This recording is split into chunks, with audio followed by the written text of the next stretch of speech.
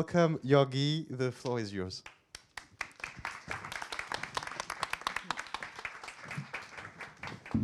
Hello. Thank you, Martin, and thanks a lot to you and Flora for the invitation, and everyone in LUMA for hosting me. Well, Sunday morning, 10 o'clock, I feel like I'm a preacher in the church. We don't do this. I mean, so when this invitation was extended, my initial thought would be to, come up with a talk that would combine or present to you some, let's say, theoretical insights that I had during my engagement with imagination and science fiction, based mainly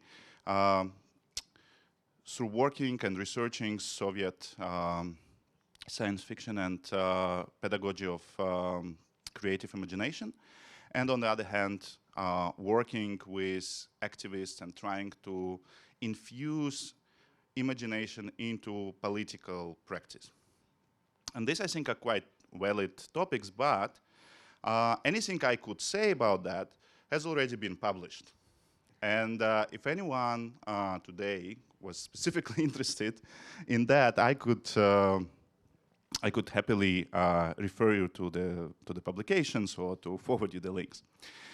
But how being here for 2 days and engaging with people both here and outside more informally, I decided to slightly change what I'm gonna present today. Yesterday, Grace Dillon, she talked about indigenous sensibilities that bring together body, mind, and spirit.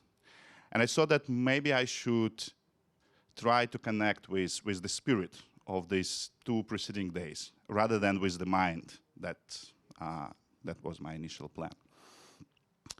So yeah, in general, in my practice, I try to be site-specific. So I thought that I would rather go with connecting with the spirit of starting with the exhibition and the talks, but even the town in which we are.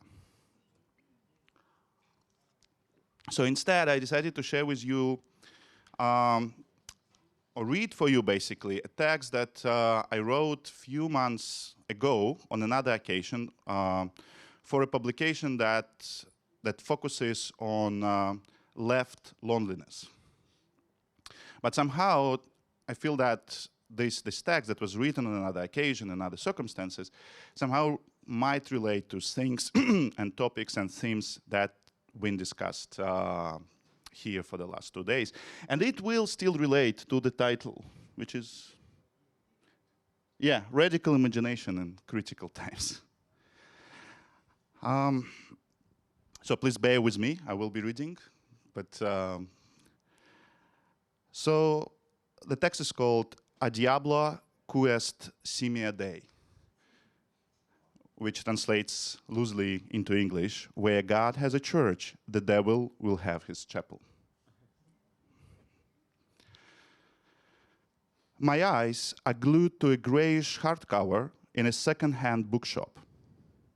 The title, in brown letters, reads Latinsky Язык. It's a Latin textbook for foreign language students. I feel almost a magic urge to have this book, to own it. I do not resist and buy it. It costs pennies anyways. I skim through the yellowed pages filled with the familiar font, typical of Soviet-era books, and get a strange satisfaction from understanding random words in a language I never learned. Accusativus, activum, infinitivus, gerundium. I studied English and German in college, but we did not have a Latin class for some reason. I always felt bad about that, as if my knowledge was incomplete and defective. I felt that without the basic knowledge of Latin, I missed some foundation, continuity, tradition. Tradition ties, tradition bounds, tradition bonds. I asked an Estonian comrade what it means to be a leftist in Estonia. She answers, it means to be lonely. Lonely. Why are we lonely? Lonely like a child that nobody wants to play with in a playground. What does the child do? They imagine friends for themselves. Imagined friends. Superhero friends who will always stand by, who will play, who will laugh. I know this bitter feeling of loneliness, of being left out, and a strong desire to compensate for that in one's imagination. All traumas originate in childhood.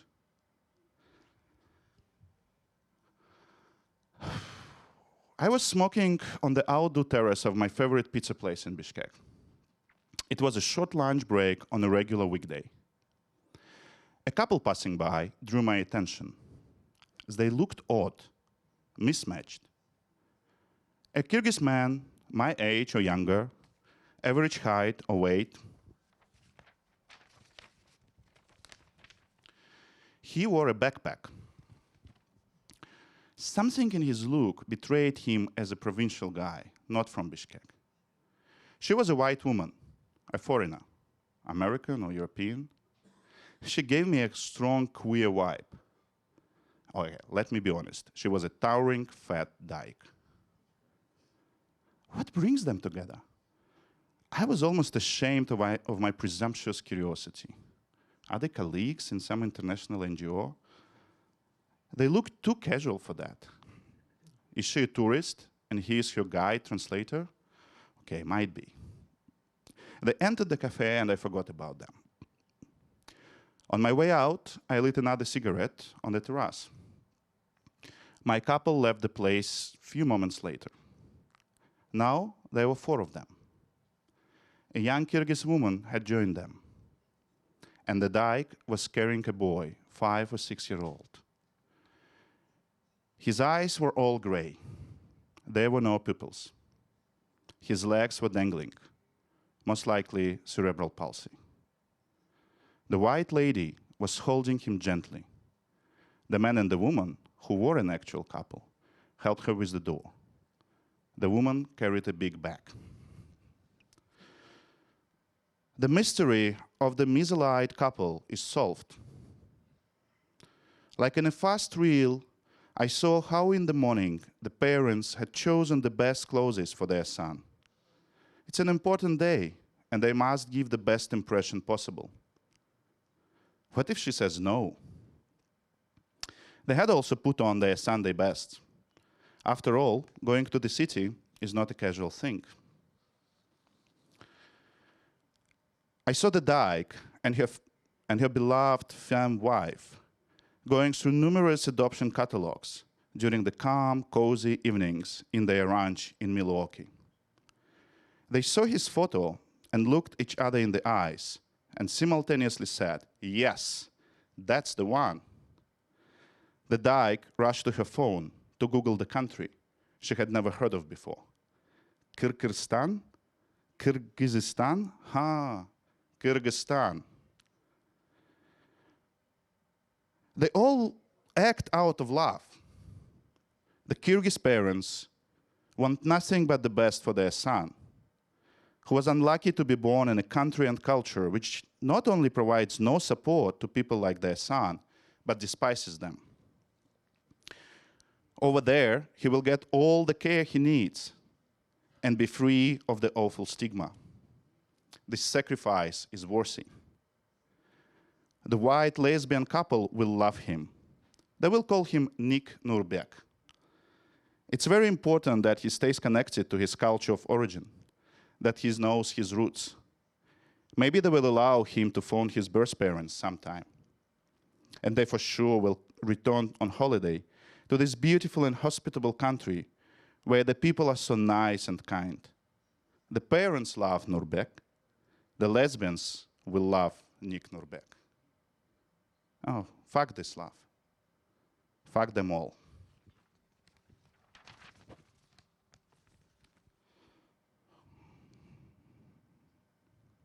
It's not silly at all to say I love you to someone you haven't spent much time together.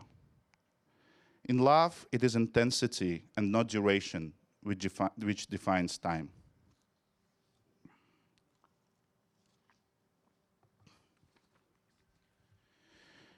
You can spend months and years with people and still really know nothing about them, because the time you share is loose and even empty. It's very true about many of our relationships, especially with those closest to us, like family. And with the one you love, time becomes thick and intense. Hours can matter more than months. The time I've known you has been very thick. Also, in love, time apart matters no less than time together. I had enough time to learn something about you and examine my feelings towards you. I love everything about you. And I know that you will never be an easy person to love. There is a lot going on inside you, but I want to embrace you just the way you are.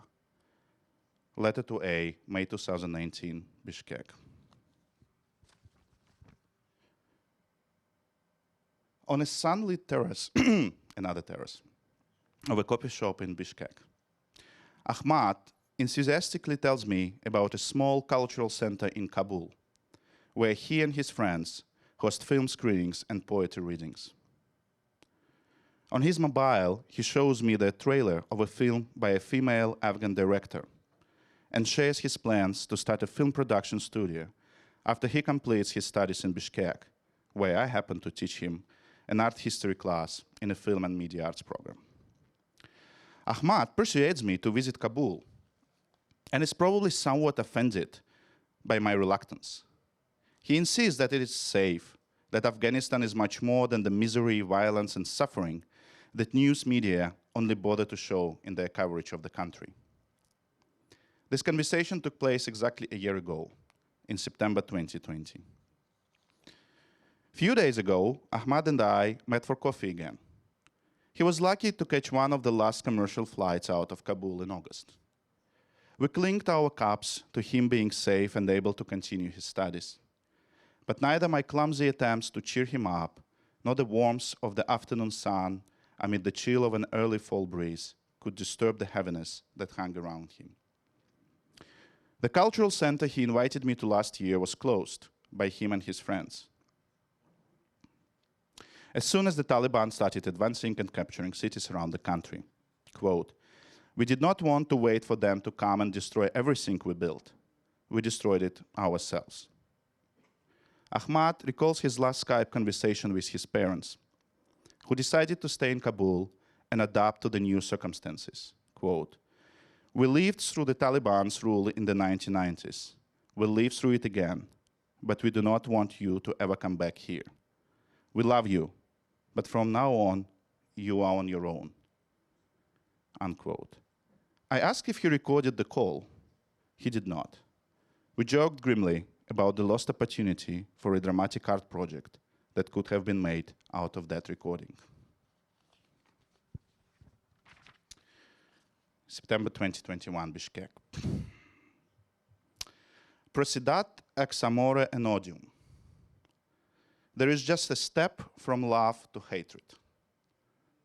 Perhaps it's the solution. Hate what you have been told to love. I hope Nick Nurbeck hates his sweet Mambians. I hope he hates his degenerate birth parents. I hope he grows full of hatred to his promised American dream. I'm convinced the Dyke was Yankee. I hope he hates Kirghizistan. May out of this hatred the new world be born. Hate thy mother, hate thy motherland.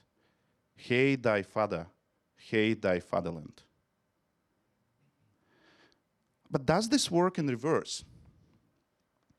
Must we love what we have been told to hate?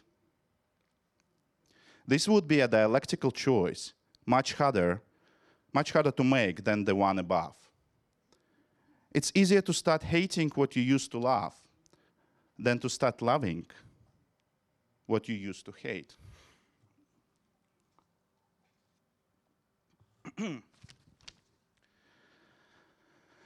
I once felt love towards Putin.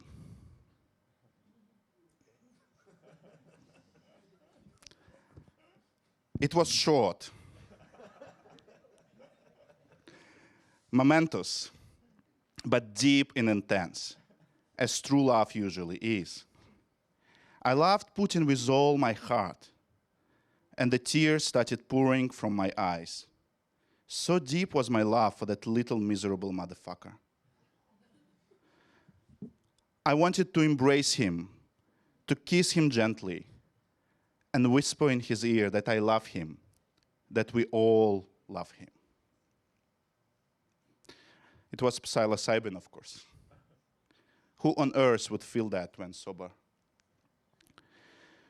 But was it just delusional? Didn't it reveal some truest truths about the world, one that we are not ready to accept? Imagine all the people loving Putin with their hearts. You may say, I'm a dreamer, but I am not the only one, obviously. I hope someday you'll join us, and the world will be as one.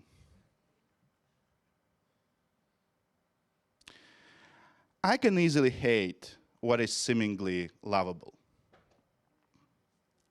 I hated Amsterdam, I remember. All those relaxed, gentle people bestowing upon you their unasked for white, toothy smiles. All those little, tiny, tidy houses along the canals. All that unshiny, yet solid wealth, stolen wealth, accumulated for centuries. The foundation, the solid base for a casual smile. Smile is a luxury. In Bichkek, strangers rarely exchange smiles, probably never. I feel like an angry barbarian, an uninvited guest at this feast of life. Perhaps it's just envy. You're jealous of the solidness and solidity of their socially secured life. No wonder you envy that. You never learned Latin, did you? We want to wave our lives, and not just lives, the entire world, into a solid, seamless canvas. My grandma loves to say, где тонко, там рвется. It breaks where it is thin. In these breaks, ruptures, wrecked holes, the logic of the world falls apart, and we get a chance to see what that solid compound is made of. Benjamin called it a dialectical image. Right after Benjamin turned 40, he went to Nice with the aim of ending his life. In the dark, stuffy room of a cheap boarding house, he wrote a will and a few letters to friends and exes. He did not die that night. Writing helps, I assume. This is what a shrink would say. Write out your pains. You'll feel relief. I write. Wherever I go, there is a shadow of you. I climbed the Suleiman's mountain, and looking through the mist at the city with never healing wounds, I was thinking of you. I watered the tips of my beaten boots in the waves of the hot lake, and the sand and the breeze and the blue filled me with the sweetest thoughts of you. I entered the wooden church, which was full of beautiful plants. And while lighting the candles to my namesake saint, I was thinking of you. In the meditative silence of the medieval Nestorian monastery, following the shadow of a solemnly flying falcon, I was thinking of you. In the empty mosque after Juma, I saw a boy protruding his feet butt in a prayer. What a beautiful boy. I could not take my eyes off him, but his beauty made me think of you even more. November 2019, Bishkek. I've been thinking of George Gross a lot lately. He continuously spiraled between love and hatred all his life. He hated Germany and everything German in the 1920s, so much that he even anglified his name, originally Georg Gross. Germany paid him back in full. 3 blasphemy charges, regular death threats. He hoped that after the years of hatred in Germany, he could finally turn to love in the United States. That did not happen. Instead, he realized that he was too German, even Gothic, in his blood, and the American glossy life did not fit his Nordic origins.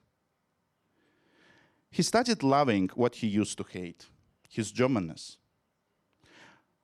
From a fierce communist in the early 1920s, he grew into a sinister unmasker of the hypocrisy of the Bolshevik leaders from Lenin to Trotsky and Lunacharsky, all of whom he happened to meet during his short trip to Soviet Russia. I'm sorry, can someone reduce the...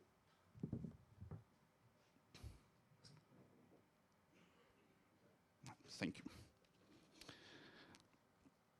All of whom he happened to meet during his short trip to Soviet Russia. He started hating what he used to love. What a dialectical life. He turned to Berlin in 1959, denouncing his American dream as soap bubble. A few weeks later, after a night of drinking, he slipped on the staircase of his apartment and died unconscious the same day.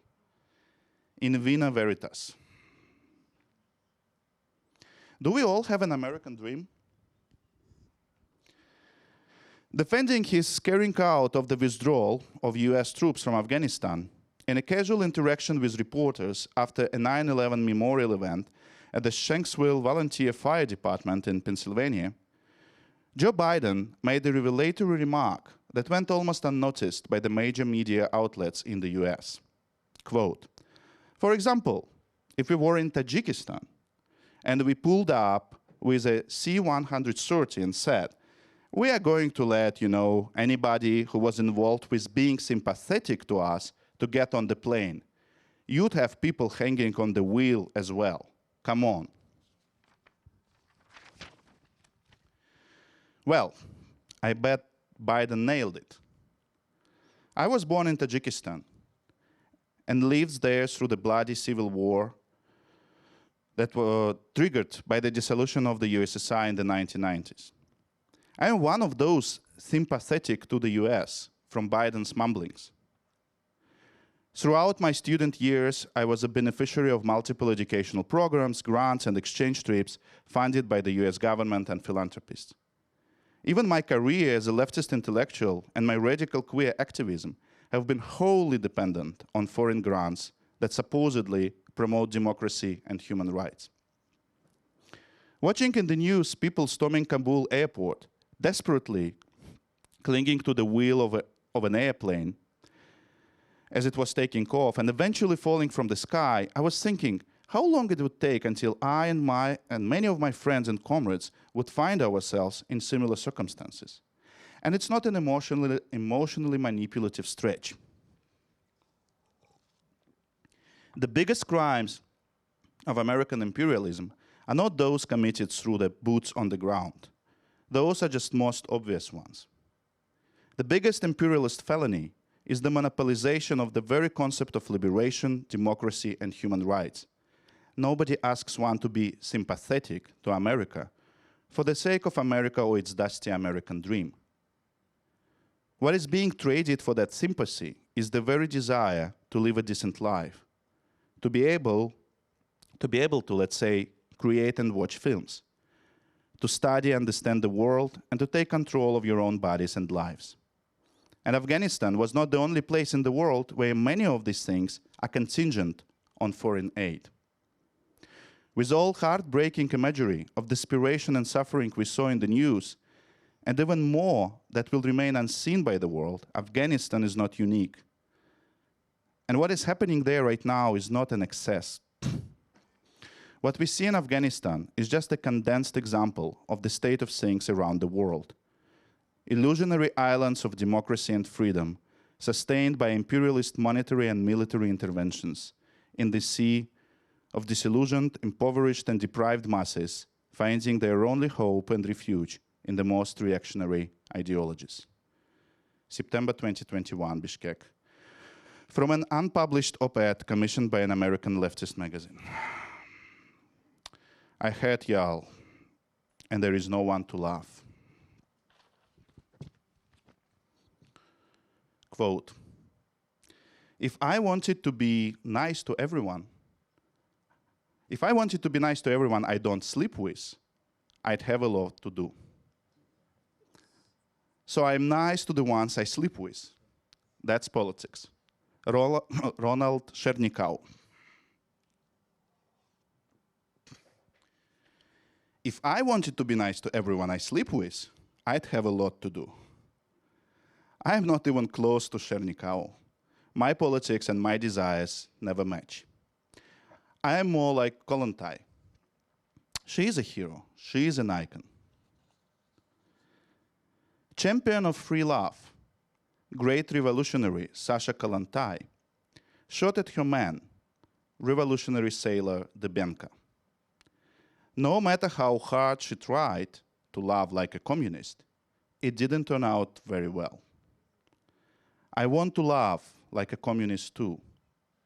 When a person is not a means, but the goal, when there is no anxiety, drug addiction, at which each meeting is replaced by hangover, brittle, desire for a new dose, human dose. We are consumers of people, and replacement therapy doesn't help us anymore. You're my heaviest drug, even though you weigh only 50 kilos. I lift you up with ease. You wrap your legs around me, and we spin in a ridiculous dance by the crumpled bed.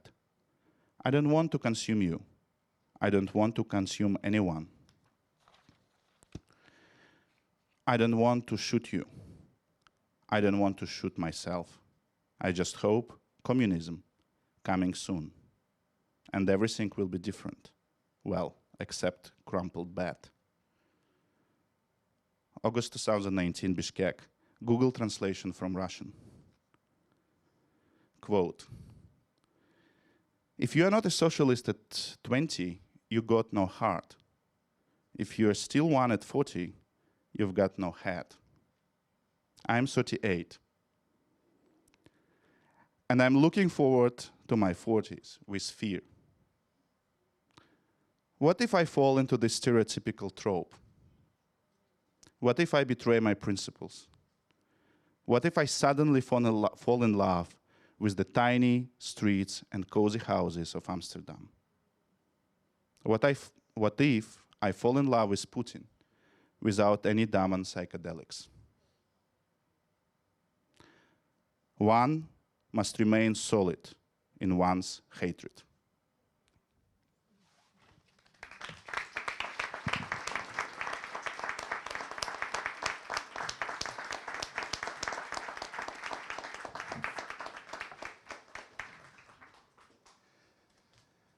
Wow. So I guess after this very peculiar preach, I normally have plenty of questions here. I'm just like trying to catch my breath, and I'll ask if there are any questions. Est-ce qu'il y a des questions? Any questions for Georgy?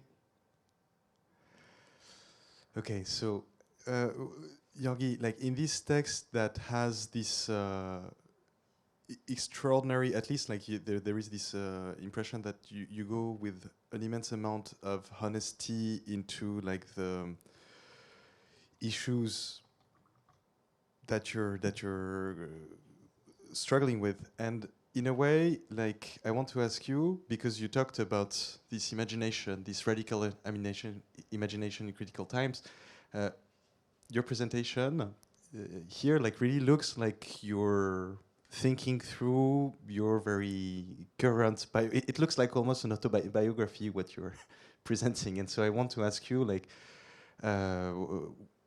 where fiction does intervene in this text that you're brought us so beautifully?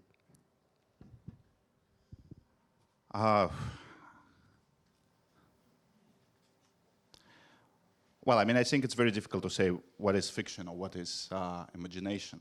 So it starts with this reminiscence of this scene of, Kyrgyz couple and, an American lady. And I mean, that's fiction because I just saw them coming and leaving. And that was just a result of my imagination, maybe some sort of daydreaming, yeah? And of course, I cannot say for sure if it's true or not, but I'm convinced it's true. Yeah. I think that maybe when we talk about imagination, we tend to think of it as something that is radically contrasted to reality, that has or must necessarily involve, I don't know, supernatural characters or things that do not exist in our experience. But I think that imagination is just an ability, as I said, to wave things together, in a way is to bring elements together. So it is both very personal and documentary, if I may, but also very imaginative text. So yeah, I think that basically answering to the question of the presentation, I think imagination is our only resource to go through the times that we are going through. And I think that's very important because, and it can be something like that, but it can be also, science fiction. Or and yesterday, for example, we talked about how dystopias are important because they should scare us. They scare shit out of us, yeah? While utopias are not able to do that. But I don't fully agree with that. I think that, there was also AJ, I think, said yesterday that, what we call dystopia for some people is just a reality. So maybe we cannot do much to change the present. It doesn't mean that we shouldn't. But we should also really engage with something that comes tomorrow. I mean, if we fucked up today, how can we be sure that we will not fuck up tomorrow if we get the chance to survive? If we don't know what to do in that tomorrow. I don't know, I want to recall one thing. 2020, March, the lockdown in Bichkek because of COVID. So I get out on the street, it's empty. It's empty, but it's filled with police. Almost at every crossing, you have checkpoints. What is this? So people try to prevent the virus, the spread of the virus, with a checkpoint. That's the only way how we can imagine that challenge. The virus is an enemy. The enemy must be fought almost with the army, with the police. We should set the checkpoints. And that's a failure, and it's a failure of imagination. We cannot process the challenge. And I think even though we went through this, we still perceive it as enemy, restriction, discipline, control. That's the only answer to that challenge. And that's purely and entirely the effect of the failure of imagination. We cannot imagine how we can deal with that.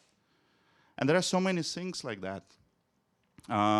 So the only way we can engage, the only chance we have to go through this is to find the ways to imagine things differently. And it's not going to be easy for sure because,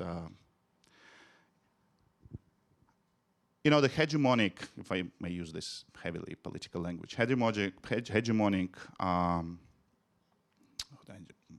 order basically punishes imagination. That's the thing. Punishes. No, I know it does, but you also wrote extensively about how it both does punish it and at the same time it mobilizes an imaginary. I mean, the communism was a very strong example of that. It had this entire imaginary which then collapsed and living within these ruins. And therefore, I mean, you also wrote about this, you know, how this kind of like mobilization of imaginary can be the missing piece in the puzzle for a totalitarian regime. Like, how do you, you know, like the alien is something that is very convenient, as you argue, when, as Slavoj Žižek argue actually, can be this very convenient missing piece in this totalitarian mass that is supposed to be unified. And therefore, like that's where I'm very interested in, like, how do you play with this question of like toxic imaginaries as well, because you're very conscious of that. But yeah, thank you. But this is what I wanted to say. So imagination is being punished, yeah? But it doesn't mean that we, and everyone actually, stops imagining. We try to get this missing piece, as you said. And another thing that we very often underestimate, that imagination is a very strong characteristic of the right-wing politics. It's actually very, very strong because, and basically this is what Žižek called ideological fantasy. The fantasy of an organic, clear, unified body of nation. That is never achievable, but something that drives politics. So we need to cleanse ourselves from anything that is not white, straight, abled, you name it, Christian, and this is a strong motivation for right-wing politics, for strong motivation for mobilization, but we never combat it with imagination itself. We say, whoa, these are lunatics. We need to bring pragmatism against that. And who also lunatics? Those who try to imagine radically different. So we put them on the same plane. The lunatics on the right, the lunatics on the left. And the only answer is like, well, think rationally, be pragmatic. And this is where it leads us. And when people want to be pragmatic, they put the checkpoints against the virus. So who is ridiculous and who is a lunatic? That's a beautiful way to end. Thank you very much, Georgy.